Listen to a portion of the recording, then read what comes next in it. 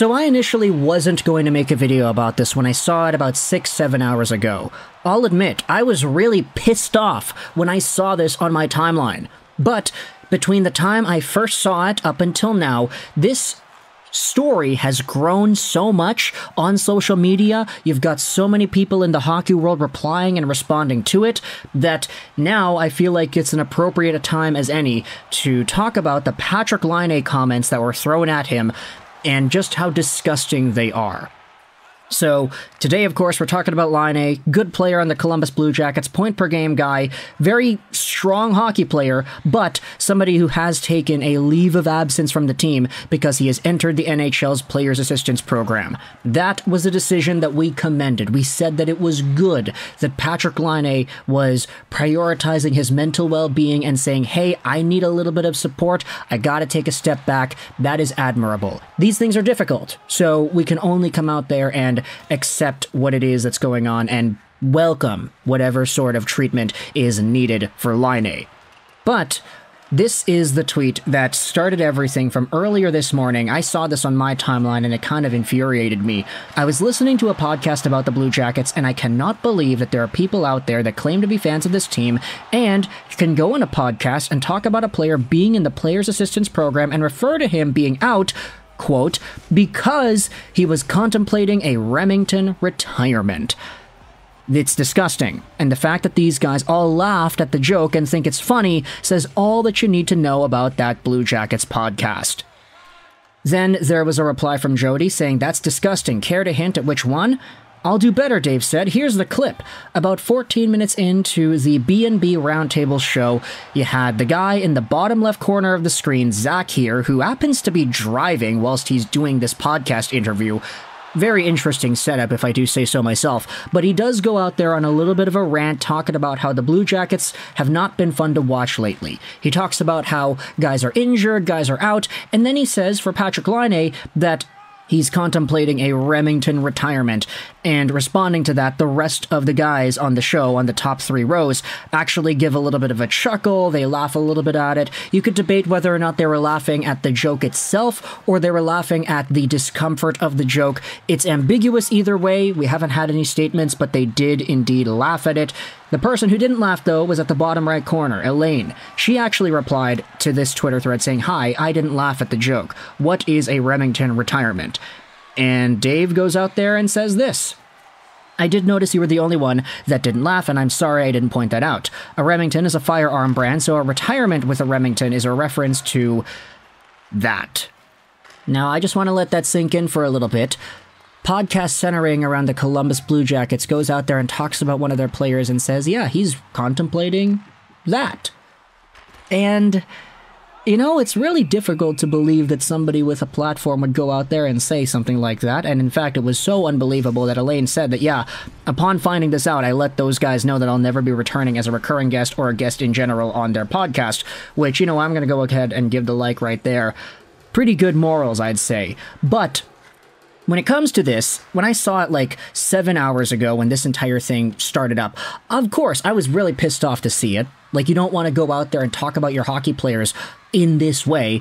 But at the same time, for me personally, I did go to radio school. I did go to journalism school. We learned about a lot of things that revolve around the media. And of course, you know, you hear radio school. Oh, you learn how to talk. You learn how to turn knobs and cut intros into songs and everything. Yeah, that's exactly what I did. But we also learned the ins and outs of media literacy and media ethics. The words you say on air with the intent of having them published on a forum, either in a digital form, written form, or in a physical form like a newspaper or a magazine, these have to be moderated. You cannot go out there and say certain things that demean others in such a disgusting way like this. And it was so disgusting, and this is the reason why I'm even making this video, that Patrik Laine himself actually responded to the podcast. He said, hey, are you guys serious? And if you go over to his Twitter account, he goes out there and replies saying, yeah, this is just not okay. Patrik Laine himself, the guy who was in the NHL's Players Assistance Program because he needed to take a little bit of a break for his mental health, is going out there and directly responding to people saying that he wants to commit whatever that is. I'm not saying the word because YouTube monetization, you get the deal, but Patrik Laine should not be forced to be dealing with this. The guy has 87 tweets on Twitter. He does not use this website. But he's been here for a while. Everybody follows him. Everybody knows this is the real Patrik Laine. He hasn't made a tweet in 4 years. Like, NHL 20 over Fortnite, this is 4 games ago. And now he's going out there talking about the situation with this podcast. And there is a response or two from some notable NHL analysts and media. Chris Johnson went out there and said, this is utter garbage. Sending you my best. Take the time you need to do what's best for you and your family. There are some other really great supportive comments here for Patrik Laine. And really, this is what it's all about. This right here. This is what we as hockey fans have the power to do collectively. Give support, not tear people down when they've already admitted that they need some help. For Patrik Laine, this is just a very unnecessary response to an unnecessary situation. He should not be feeling the need to reply to crap like this. And the reason it's so frustrating for me is because as somebody who does have media training, who does sort of understand the outlines of what's appropriate to say and what's not, seeing people have a platform use it in this way, where they are demeaning players or demeaning other people like this, it's very, very frustrating because of how horrible of a thought it is to have about somebody and to be willing to verbalize that in a joking manner. You know, like that is just so garbage. Total garbage. And now you have yourselves a few really good responses, actually. The Nasher went out there and tweeted this. The CBJ community is coming together to each donate $29 to Patrik Laine's pledge for mental health resources in Columbus. And there is a link if you want to go ahead and be able to donate.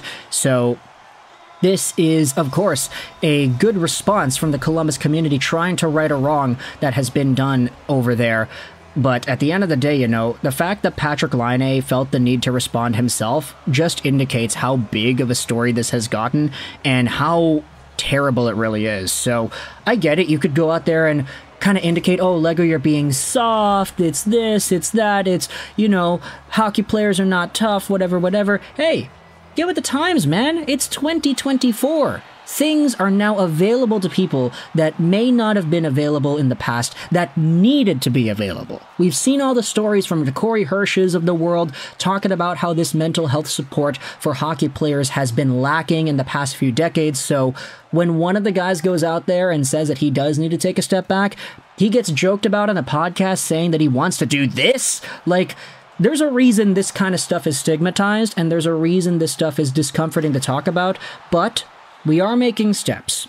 And to make the point on the podcast that is talked about, like, you didn't even need to make this joke. It's such a disrespectful thing to say on air. Like, I get it. Sometimes people can have nasty jokes behind the scenes. You know, in your Instagram group chats, you're sending reels, you're hanging out with your buds, you toss out a few comments here and there in private. That's whatever. You can do whatever you want in private, as long as it's not illegal, of course. But this is a public forum. This is a podcast. This is meant to be listened to by the mass public. And there's a certain code you have to follow that upholds the standard respect for other human beings that wasn't followed here.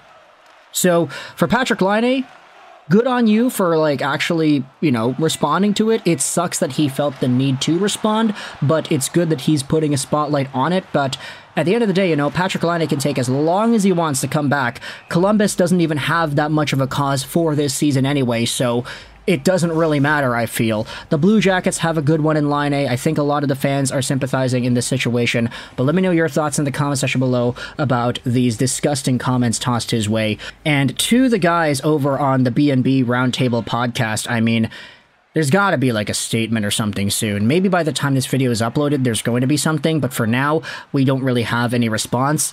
But either way, thoughts in the comment section below about this entire ordeal. I hope you enjoyed, or I hope you didn't enjoy this video, and bye.